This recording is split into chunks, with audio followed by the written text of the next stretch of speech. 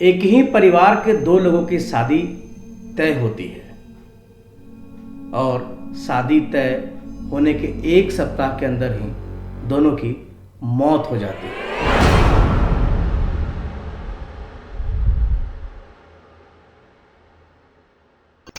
नमस्कार, आप देख रहे स्टोरी टीवी में। आपके साथ मुकेश राम प्रजापति। दोस्तों, आज की कहानी हमें मिली है राधे श्याम जी से। राधे श्याम जी ने ये कहानी हमें झारखंड से भेजा है। क्योंकि मैं खुद झारखंड में हूँ, झारखंड की ही कहानी है। बस उन्होंने ये शर्त रखा है कि जगह और जिले या जो स्थान है उसका नाम मैं कहानी में जिक्र ना करूँ, इसलिए मैं कह रहा हूँ ये कहानी झारखंड की कहानी है। झारखंड का एक गांव जहाँ एक निम्न वर्गीय लड़के को एक मध्यम वर्गीय लड़की से प्रेम हो जाता है। प्रेम इस कदर बढ़ता है कि दोनों के बीच में शारीरिक संबंध भी बन जाते हैं और दोनों इन चीज़ों से अनजान आखिर आगे क्या होने वाला है, दोनों में किन्हीं को ये सब कुछ भी नहीं मालूम। अचानक धीरे धीरे ये मालूम चलता है कि लड़की पेट से है, प्रेग्नेंट है। तो सरस्वती पूजा का टाइम रहता है, लोग उस समय घूमने फिरने बाहर निकलते हैं घर परिवार को बोल करके। तो उसी दिन लड़की जो है लड़के को मिलने के लिए बुलाती है। उसके घर से महज 700-800 मीटर की दूरी पे एक कुआं है, पेड़ है और सामने से एक सुनसान सड़क है।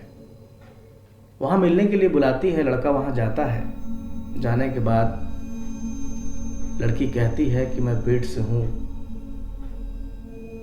लड़के को समझ में नहीं आता। वो कहता है क्या बात कर रही हो? लड़की कहती है यही हकीकत है, मैं पेट से हूँ, हमें शादी कर लेनी चाहिए। लड़का कहता है ये किसी भी सूरत में संभव नहीं है, मेरे पास इतने पैसे नहीं हैं, ना मेरा बहुत अच्छा घर है, मैं तुम्हें कैसे रखूँगा, क्या खिलाऊँगा। लड़की कहती है मैं अब कहीं की नहीं रही, मेरा और कोई रास्ता नहीं है, तुम्हें मुझे अपनाना ही पड़ेगा, शादी करनी ही पड़ेगी। लड़का बहुत समझाता है। लड़की बस एक जिद में रहती कि नहीं, मैं तो शादी करूँगी ही, चाहे जैसे हो। दोनों में तीखी नोकझोंक होती है और वहीं पे जो कुआं थी वहाँ वो लड़की कूद जाती है। कूदने के बाद उसकी उसी कुएं में मौत हो जाती है। लाश निकाला जाता है। अगले दिन गांव वाले जुटते हैं, लेकिन इसे एक आम घटना बतला करके उसका दाह संस्कार कर दिया जाता है। गांव वालों को मालूम तक नहीं चलता। गांव वालों को मालूम है, बस बाकी लोगों को मालूम नहीं है जो गांव से दूर के हैं आखिर क्या हुआ। क्योंकि गांव में ऐसा होता है कि अगर किसी को मालूम चल जाए किसी की बेटी कुआं में कूद के आत्महत्या कर ली तो बातें बननी शुरू हो जाती है। तो लोगों ने उसे दबा दिया। गांव के लोग मिल करके उसका दाह संस्कार कर देते हैं। सब कुछ नॉर्मल चल रहा था। जो लड़का था वो लोग 4 या 5 भाई थे। अब उसमें से एक भाई की शादी तय होती है। शादी तय होने से एक सप्ताह के अंदर ही उसी रास्ते से आने के समय जब वो शहर से घर की ओर जा रहा था, उसी कुएं के पास उसकी दुर्घटना हो जाती है और उसी दुर्घटना में उसकी मौत हो जाती है। स्पॉट डेथ वहीं पे वो कर जाता है। लोगों को लगता है कि भाई एक्सीडेंट है। एक्सीडेंट समझ के लोग फिर इस बात को इग्नोर कर देते हैं, लेकिन उस गांव में पूरा मातम सा माहौल बन जाता है। यहां तक चीजें ठीक थी। उसके बाद जो लड़का था जिसकी प्रेमिका ने कुएं में कूद के जान दी थी, उसकी भी शादी तय हो जाती है और वैसे ही इसकी भी मृत्यु होती जैसे उसके भाई की मृत्यु हुई थी। वो भी शहर से गांव लौट रहा था और उसी कुएं के पास एक्सीडेंट से ही वहीं पे स्पॉट डेथ हो जाती है। अब गांव वालों को ये लगने लगा था कि कुछ ना कुछ तो बात है।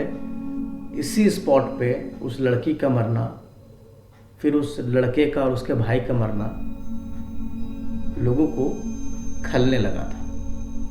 फिर उन्होंने तांत्रिक का सहारा लिया। तो तांत्रिक ने यह बतलाया कि जो लड़की कुएं में कूदी थी वो पेट से थी और उसकी रूह को शांति नहीं मिली थी और वो चाहती थी कि जिस लड़के ने ऐसा किया उसके पूरे घर को बर्बाद कर देगी, और यही कारण था कि उसका भाई और वो दोनों मारे गए। आगे भी ऐसा होता, लेकिन उसके पहले लोगों ने तांत्रिक को कह के तंत्र साधना या तंत्र विद्या के साथ उस आत्मा को वहाँ से हटवा दिया गया। उसके बाद वो परिवार ठीक ठाक है, उसके घर में बाकी भाइयों की शादी हो गई है, सब लोग ठीक ठाक हैं, गांव भी फिलहाल ठीक है। अगर आप भी किसी से प्रेम करते हैं तो चीज़ों का ध्यान रखें और ज़रूर अपने प्रेम को निभाएं, क्योंकि कोई आप पे अगर भरोसा करता है तो बहुत सोच समझ कर भरोसा करता है।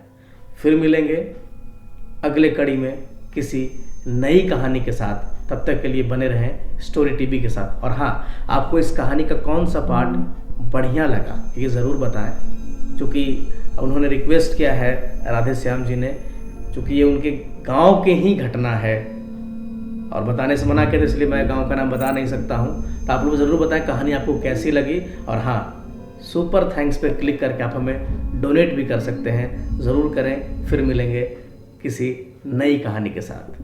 नमस्कार।